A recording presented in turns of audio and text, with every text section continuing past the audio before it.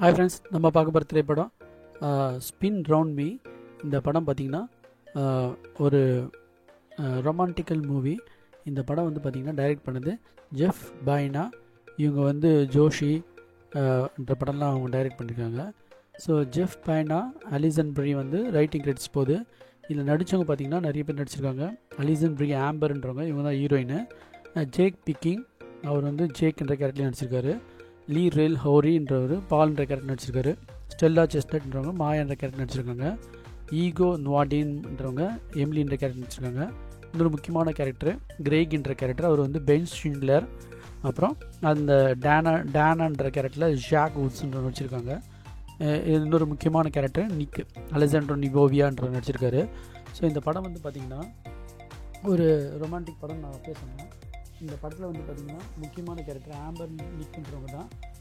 Little hours ஜோஷின்றவங்க direct பண்ண படத்தை, Joshi little hours இந்த படத்தை டைரக்ட் பண்ணது இந்த டைரக்டர். ஸோ இந்த படம் வந்து பார்த்திங்கன்னா ஒரு மெல்லிய காமெடியாகவும் ரொமான்டிக் சீன்ஸோடு போச்சு. இது ஸ்ட்ரிக்ட்லி ஃபார் அடல்ட்ஸ், அதுக்கு தான் நான் தம்ப்நெயிலையும் போட்டிருக்கேன். ஸோ இது மாதிரி நான் நிறைய படங்கள் நான் ரிவ்யூ பண்ணியிருக்கேன் ஃப்ரெண்ட்ஸ், எனக்கு ரொம்ப பிடிச்சிருக்கு. ஸோ நீங்கள் வந்து அதுக்கு பார்த்து நல்லா ரெஸ்பான்ஸ் பண்ணுங்கள், நோட்டிஃபிகேஷன் பண்ணிங்க. இப்போ வர படத்தெல்லாம் நான் வந்து நல்ல படம் இல்லை, எல்லாமே நல்ல படம் தான். ஸோ பிடிச்ச மாதிரி இருக்க படத்தை வந்து நான் வந்து ரிவ்யூ பண்ணுறேன். ஸோ அதை வந்து நீங்கள் பார்த்து நீங்களும் அந்த படம் பார்க்கலாமா வேணாமான்னு நீங்களே பார்த்து நீங்கள் ஒரு கன்க்ளூஷன் வந்து என்ஜாய் பண்ணி பாருங்கள். ஸோ இந்த படத்தோட கதை வந்து பார்த்திங்கன்னா, பேக்கர் ஃபீல்ட்ஸில் வந்து ஒரு சாஸ் தயாரிக்கிற ஒரு சின்ன ரெஸ்டாரண்ட் வந்து பார்த்திங்கன்னா அவங்களுக்கு ட்ரிப் வின்னர் டு இட்டாலி கிடச்சிருக்கோம். இட்டாலியில் அங்கே வந்து பார்த்திங்கன்னா ஒரு ஒர்க் ஷாப் பண்ணோம். அந்த ஒர்க் ஷாப்பில் வந்து செலக்ட் ஆகிருக்கிறது வந்து ஆம்பர்ன்றவங்க செலக்ட் ஆகிருப்பாங்க.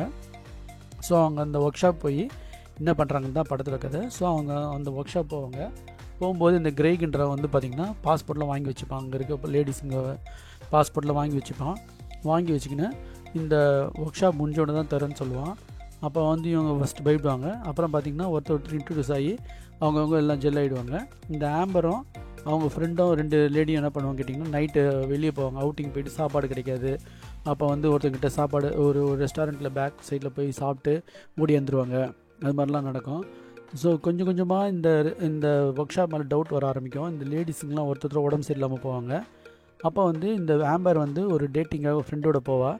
அப்போ வந்து நிக்கின்றவன் அறிமுகமாவான்.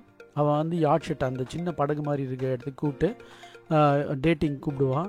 அப்புறம் அவன் வந்து ஒரு எக்ஸிபிஷனுக்கு கூப்பிட்டுப்பான், ஆர்ட் எக்ஸிபிஷனுக்கு. அங்கே வந்து ஸ்கல்ப்சர்லாம் காட்டுவாங்க. அப்போ வந்து 2-3 பேர் அறிமுகம் ஆவாங்க. அங்கேருந்து வெளியே வரும்போது தான் இவளுக்கும் அவங்க ஃப்ரெண்டுக்கும் ஒரு ரிலேஷன்ஷிப் ஏற்பட்டு அவங்க 2 பேர் ஒரு ரிலேஷன் ஏற்படும். அப்புறம் பார்த்திங்கன்னா இந்த நிக்கு வந்து மோசமானவன் அப்படின்னு சொல்லுவாங்க. சரி, அப்போ இங்கேருந்து தப்பிக்கிறதுக்கு வழின்னு பார்த்தா அங்கேருந்து தப்பிக்க முடியாது, இந்த ஒர்க் ஷாப்லேருந்து தான் ஆகணும்னு சொல்லுவாங்க. நைட்டு மர்மமான ஒரு விஷயங்கள் நடக்கும்.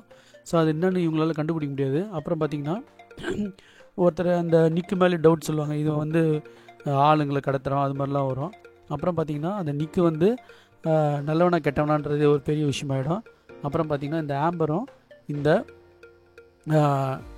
டெபராலாம் அவங்களுக்கு பிடிக்கும். இந்த ஆம்பரும் டேனாவும் சேர்ந்து இங்கே ஏதோ நடக்குது, அதை நம்ம கண்டுபிடிச்சாகணுன்ட்டு போனால் நைட்டில் வந்து பார்த்திங்கன்னா இங்கே வந்து ஒரு அந்தரங்க பார்ட்டி ஒன்று நடக்கும். ஸோ அதுலேருந்து இவங்க தெரிஞ்சுப்பாங்க, ஓ இந்த பார்ட்டிக்காக தான் பார்த்தா அதில் நிக்கு தான் தலைவனாக இருப்பான். இவன் வந்து லவ் ப்ரொபோஸரை பண்ணியிருப்பான் ஆம்பருக்கு. இது வந்து ஆம்பருக்கு பிடிக்காது. அதனால் அந்த இதை வந்து நாங்கள் எதுவும் சொல்ல மாட்டோம், இதை பற்றிலாம் எதுவும் சொல்ல மாட்டோம், போலீஸ்லாம் வேறு வந்து பிடிச்சிரும், இதை பற்றி சொல்ல மாட்டோன்னு அந்த கிரேக்கிட்ட பாஸ்போர்ட் வாங்கிக்கின்னு இவங்க ரிட்டர்ன் வந்துடுறது தான் கதை. இது கிளைமேக்ஸ், ப்ரீ கிளைமேக்ஸு. கடைசி கிளைமேக்ஸில் வந்து பார்த்திங்கன்னா நிக்கு அந்த ரெஸ்டாரண்ட் தேடியே வந்துடுவான். பார்த்தா அந்த ரெஸ்டாரண்ட்டுக்கே இவன் தான் ஓனராக இருப்பான். இது வந்து ஆம்பருக்கு தெரியாது. அப்போ வந்து லவ் ப்ரப்போஸ் பண்ணுவான். இவன் வந்து கிளைமேக்ஸில் அவள் ஆதரிக்கிறாள் அந்த லவ்வை, அப்படி இல்லையா அப்படின்றது தான் படத்தோட ட்விஸ்ட்டு. ரொம்ப நல்லா இருந்துச்சு. படம் வந்து கொஞ்சம் ஸ்லோவாக போகும், இருந்தாலும் நல்லா ரசிக்கிற மாதிரி இருக்குது. இது தமிழ் டப்பிங்லேயே கிடைக்குது.